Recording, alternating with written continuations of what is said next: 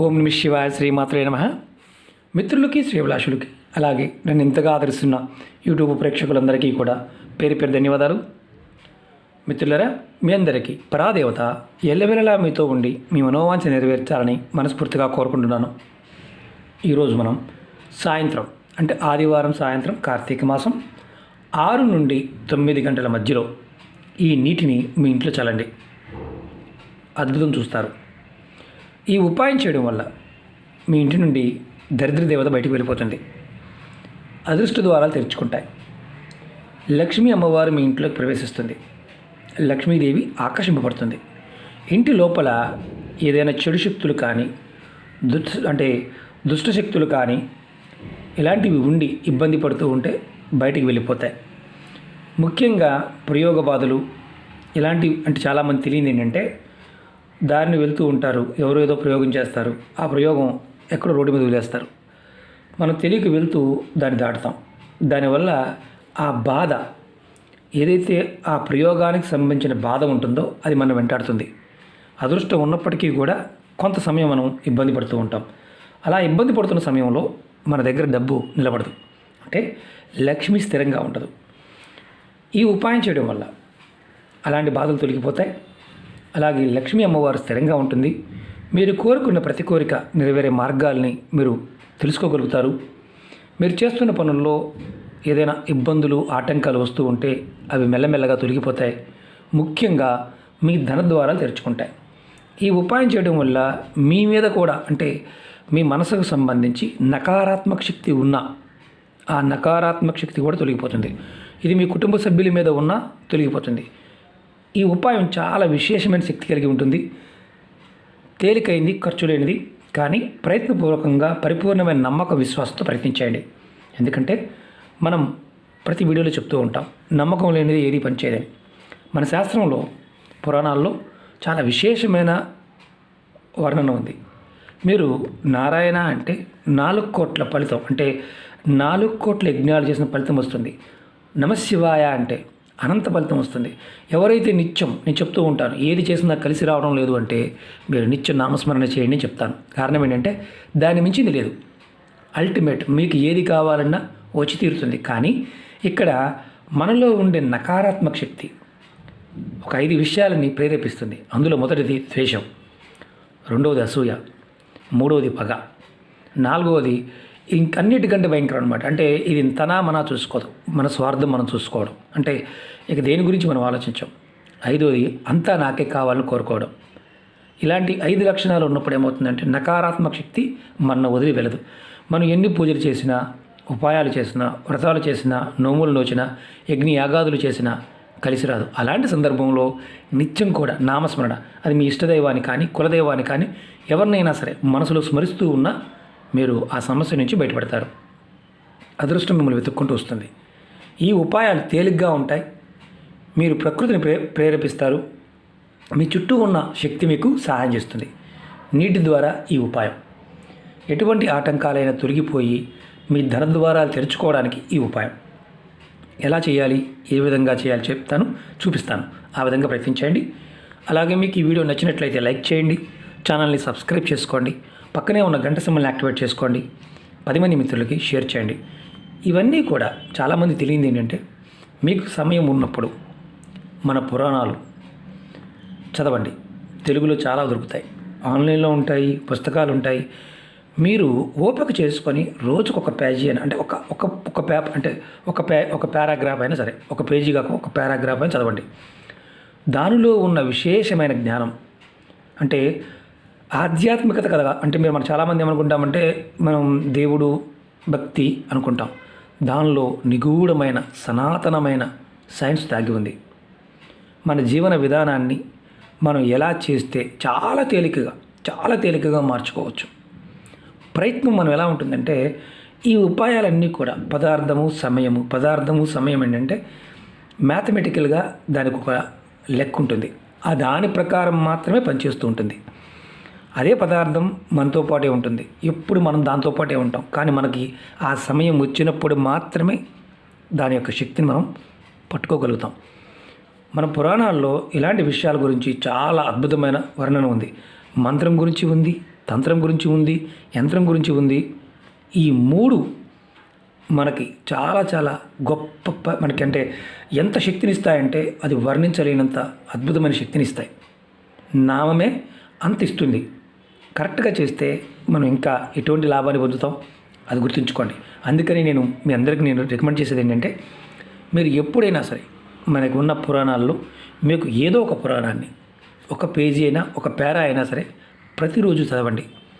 మీరు విశేషమైన జ్ఞానాన్ని పొందుతారు. ఆశ్చర్యంగా అనిపించవచ్చు. ఈ ఉపాయాలన్నీ కూడా దానిలో చాలా ఉంటాయి, కానీ మనం చదవం కాబట్టి తెలియదు. ఈ ఉపాయానికి చాలా శక్తి ఉంటుంది. ఈ ఉపాయాన్ని ఆడవారైనా మగవారైనా చేయవచ్చు. ఆడవారు నెలసరి సమయంలో మాత్రం చేయవద్దు. చాలామంది అంటుంటారు, గురువుగారు ఎందుకు చెప్తారు, తెలియదా చాలామంది. కానీ అందరూ తెలియగలవారు కాదు. అంటే కొంతమంది ఇలా చెప్పంగానే పట్టుకుంటారు, కొంతమంది ఎంత చెప్పినా మళ్ళీ అడుగుతూ ఉంటారు. అది వాళ్ళ తప్పు కాదు, భగవంతుడు వారికి ఇచ్చిన జ్ఞానం. రెండవది, అందరూ సమానంగానే ఆలోచిస్తారనుకోవడం పొరపాటు.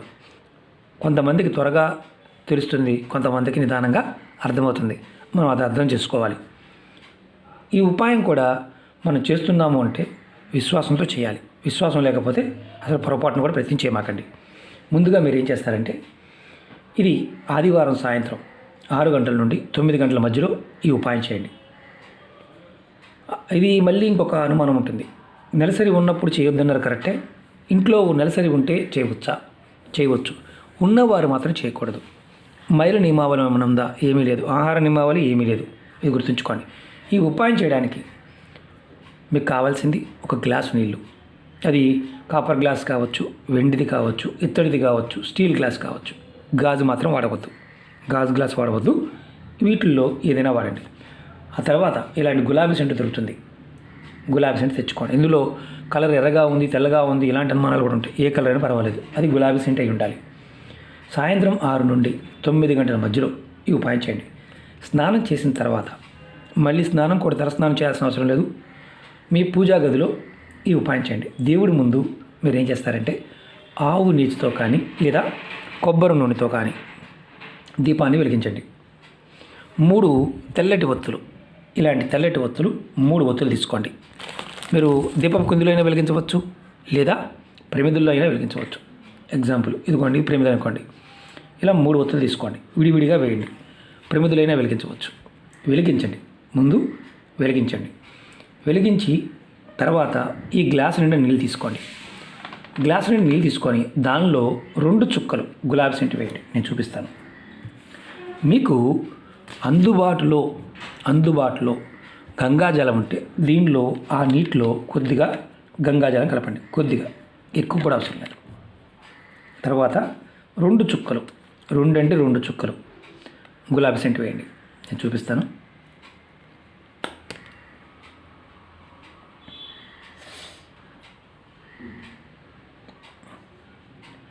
ఎక్కువ కూడా అవసరం లేదు, 2 చుక్కలు చాలు. కనిపిస్తుంది కదా మీకు, నీళ్ళలో తేలుతూ ఉంది. గులాబీ సెంటు వేయండి. వేసిన తర్వాత మీరు ఈ గ్లాస్ని మీ కుడి చేయి అనుకోండి. ఇది ఉంగరపు వేలు. ఈ ఉంగరపు వేలు పెట్టి ఈ గ్లాసు లోపల, నీళ్ళ లోపల ఇలా మీ ఉంగరపు వేలు పెట్టండి. మీ కుడి చేయి, ఆడవారైనా మగవారైనా సరే, మీ ఇష్టదైవాన్ని, మీ ఇష్టదైవ నామాన్ని, మంత్రాన్ని 1 నిమిషం సేపు తలుచుకోండి. 1 నిమిషం సేపు. ఆ మంత్రం అయిపోయిన తర్వాత, ఉదాహరణకి నాకు ఇష్టదైవం శివుడు, నా ఇష్టదైవం శివుడు అనుకోండి. ఓం నమః శివాయ అని నేను మనసులో 1 నిమిషం సేపు అనుకున్నాను. తర్వాత నాకు కులదైవం తెలుసు, మీ కులదైవం తెలియలేదు అనుకోండి.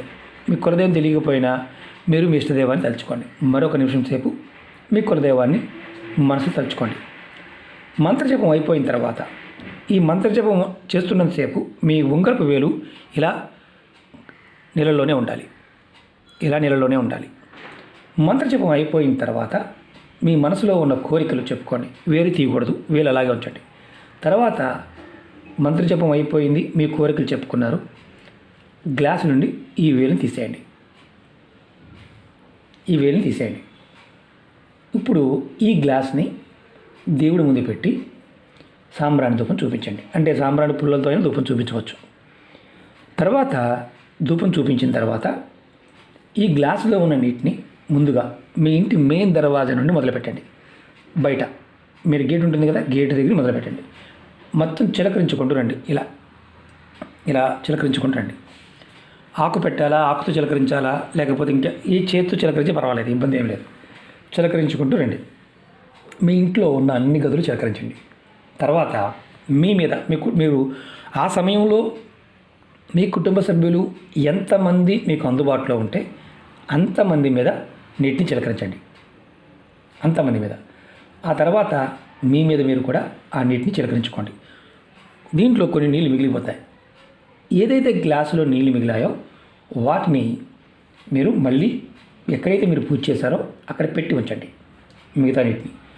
రెండవ రోజు ఉదయం నిద్రలేచిన తర్వాత మీ స్నానాది కార్యక్రమాలను ముగించుకున్న తర్వాత ఏదైతే ఆ మిగిలిన నీటిని ఏదైనా మొక్క మొదల్లో పోసేయండి. గ్లాసుని శుభ్రంగా కడిగి పక్కన పెట్టుకోండి. ఆ గ్లాసుని మళ్ళీ వేరే వాటికి వాడుకోవచ్చు. మీరు గుర్తుంచుకోవాల్సింది ఏంటంటే ఈ ఉపాయాన్ని 3 ఆదివారాలు చేయండి. కార్తీక మాసం చాలా విశేషమైన శక్తి కలిగి ఉంటుంది. అంటే శ్రీమన్నారాయణుడు అలాగే శివభగవానుడు యొక్క శక్తి ఈ మాసంలో ప్రస్ఫుటంగా ఉంటుంది. ఎవరైతే ఈ ఉపాయం చేస్తారో వారికి వారి ఒంటిలో ఉన్న నకారాత్మక శక్తి, ఇంటిలో ఉన్న నకారాత్మక శక్తి తొలగిపోయి ధన ద్వారా తెరుచుకుంటాయి. ఆశ్చర్యంగా అనిపించవచ్చు. మేము అంతకుముందు వేరే ఉపాయాలు చేస్తున్నాం గురువుగారు, దాంతోపాటు చేయవచ్చా? మీరు ఎన్ని చేయగలిగితే అన్ని చేయవచ్చు. ముఖ్యంగా ప్రాకృతికమైన శక్తిని మనం ఆహ్వానిస్తున్నప్పుడు మన మనసులో ఎదుటివారి మీద ద్వేషం కానీ, అసూయ కానీ, పగ కానీ, కోపం కానీ ఉండకూడదు.